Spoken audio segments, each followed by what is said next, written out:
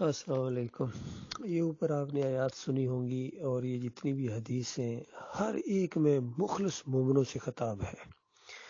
چاہے صلاۃ الجمعہ کے لیے کہا گیا ہو کہ اے مومنوں، جب جمعے کے دن صلاۃ کے لیے بلایا جائے اے مومنوں، اسی طرح صلاۃ فرض ہی صرف مومنوں پر ہے۔ ان الصلاۃ کانت علی المؤمنین کتاب موقوتا، کہیں فرمایا گیا یا ایھا الذین آمنوا کتب علیکم الصیام، اے مومنو صرف تمہارے اوپر یہ صیام ہے۔ ابھی رمضان کا مہینہ قریب ہے، یہ صرف مخلص مومنوں کی بات ہو رہی ہے۔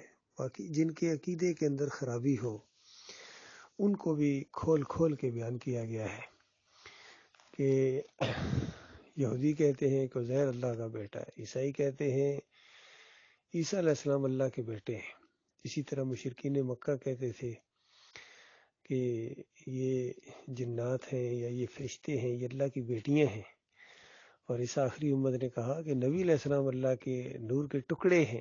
کوئی کہتا ہے بندے داتا ہے، کوئی کہتا ہے بندے دستگیر ہیں، بندے مشکل کشا ہیں، بندے حاجت روا ہیں۔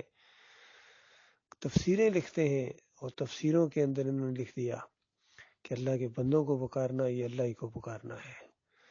اور دعوت القرآن کے اندر مفسر نے لکھ دیا کہ یوسف علیہ السلام کو سجدہ یہ دراصل اللہ ہی کو سجدہ تھا، اور سارے پورا خاندان وہ یوسف علیہ السلام کے سامنے سجدہ ریز ہو گیا۔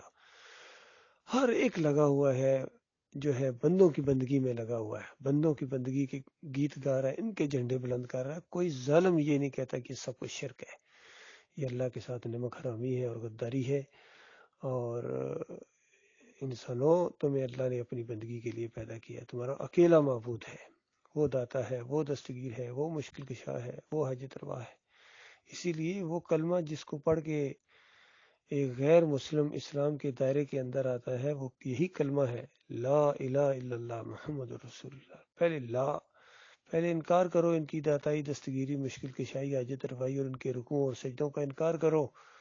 کوئی نہیں ہے سجدے کے لائق، کوئی نہیں ہے رکوع کے لائق، کوئی نہیں ہے پکارے جانے کے لائق، کوئی نہیں ہے نظر و نیاز کے لائق، توکل اور بھروسے کے لائق۔ جب یہ اپنے نفع نقصان کے مالک نہیں ہیں تو یہ ہمارے نفع نقصان کے مالک کیسے ہو گئے؟ اور ان کو اللہ نے اپنی بندگی کی آزمائش میں ڈالا تھا۔ تمام کے تمام انبیاء جو آئے ہیں وہ اللہ کی بندگی کرنے آتے تھے، اللہ کی بندگی کی طرف دعوت دینے آتے تھے، اللہ کو رکوع اور سجدے کرتے تھے، کسی اور کو نہیں کرتے تھے۔ کسی اور کو کرتے تو پھر انسانیت تک تو غلط پیغام پہنچ جاتا کہ یہ ہمیں کچھ بتا رہے ہیں، خود کچھ اور کر رہے ہیں۔ تو ایسا نہیں ہوا ہے، کبھی نہیں ہوا۔ انبیاء پر الزام لگانے والے مارے گئے، کیونکہ ان سب نے الزام انبیاء پر لگائے۔ ہر شرک کرنے والا، ہر مشرک ہمیشہ انبیاء کے اوپر الزام لگاتا ہے کہ وہ بھی اسی طرح کے تھے، جبکہ ان کے عقیدے کے اندر خرابی ہے۔ جن کا عقیدہ خراب ہوتا ہے، اسی لیے اس دور کے موحد عالم دین نے ایسا فتویٰ لگایا کہ سب اس کی زد میں آ گئے۔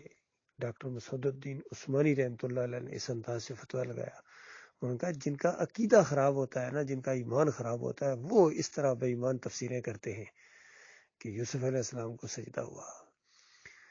یہ بالکل غلط تفسیر ہے، مشرکانہ تفسیر ہے۔ اسی لیے اللہ نے کسی کو بیٹا بنا لیا، کسی کو نور کا ٹکڑا بنا دیا۔ یہ سارے مشرکانہ عقیدے ہیں جس کے اندر امت مسلمہ کی ایک عظیم اکثریت مبتلا ہو گئی، اور اب بالکل اپنی زندگی کے مقصد کو بھول گئے۔ اور یہ مسلمانوں کے اندر جب اتنا شرک آ گیا، تب دوسروں کو کیا گلہ کیا جائے، ان کو کیا کہا جائے؟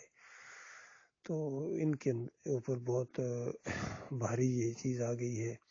اللہ کی کتاب ہوتے ہوئے دن دہاڑے گویا کہ روشنی کے اندر ان کے اکابرین نے ان کے ایمان کے اوپر ڈاکہ ڈالا ہے، اور یہ اس کے اندر آ گیا، اس فریب کے اندر، اس جال کے اندر پھنس گئے ہیں۔ بہت کم لوگ ہیں، بہت ہی کم لوگ ہیں جو ایمان خالص پر ہیں۔ بہرحال اللہ کی رحمت سے مایوس نہیں ہے، اللہ کا جتنا بھی شکر ادا کیا جائے کم ہے کہ مالک نے ہمیں استقامت دی ہے، اور اس راستے میں آگے بڑھتے جا رہے ہیں۔ اللہ کی بندگی کی دعوت دیتے ہیں لوگوں کو ایمان عقیدے کی بنیاد کے اوپر۔ باقی ساری باتیں بعد میں ہیں، باقی ساری باتیں بعد میں، پہلے ایمان ہے۔ ایمان ہے تو سب کی بڑی قیمت ہے، سب کی بڑی قدر ہے۔ اور اگر ایمان کے اندر شرک ہے، فرقہ بندی ہے، کوئی بریلوی ہے، کوئی دیوبندی ہے، کوئی اہل حدیث ہے، کوئی سلفی ہے، پھر دین کو انہوں نے اجرت کا ذریعہ بنایا ہوا، سارے اجرتی ہیں، سارے کے سارے مسلک ہیں، سارے کے سارے اجرتی آرام خور ہیں۔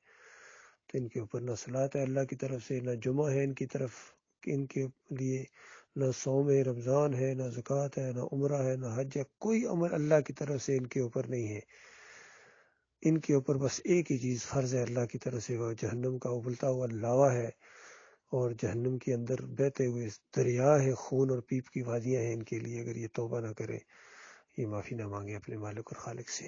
اور اس سے پہلے جو مر گئے وہ گئے جہنم کے آقا ایندھن بن گئے، اور جو پیچھے جا رہے ہیں انہوں نے بھی وہیں جانا ہے، چاہے کوئی صدر ہے، چاہے وزیر اعظم ہے، جرنیل صاحب ہے، یا بڑے سیٹھ ہیں، چودھری ہیں، راجہ ہیں، مہاراجہ ہیں، جو بھی ہیں، سب کے لیے ایک ہی مقام ہے، اور سب کے لیے جو ہے نا یہی ڈراوا ہے کہ چند دنوں کی یہ چودراہٹ ہے، چند دنوں کی یہ بادشاہت ہے، اس کے بعد یہ ہمیشہ نہیں رہیں گی، ایک وقت آنے والا ہے زمین کیا یہ آسمان جیسا مضبوط نظام طے والا کر دیا جائے گا، اور سمندروں میں آگ لگا دی جائے گی، اور زمین بالکل چٹیل میدان کی طرح ہوگی، سارے انسانوں کو دوبارہ زندہ کیا جائے گا، حساب کتاب ہوگا، اور اسی نقطے کے اوپر فیصلہ ہوگا کون اللہ کو اکیلا مانتا تھا اور کون ساتھ شریک ٹھہراتا تھا۔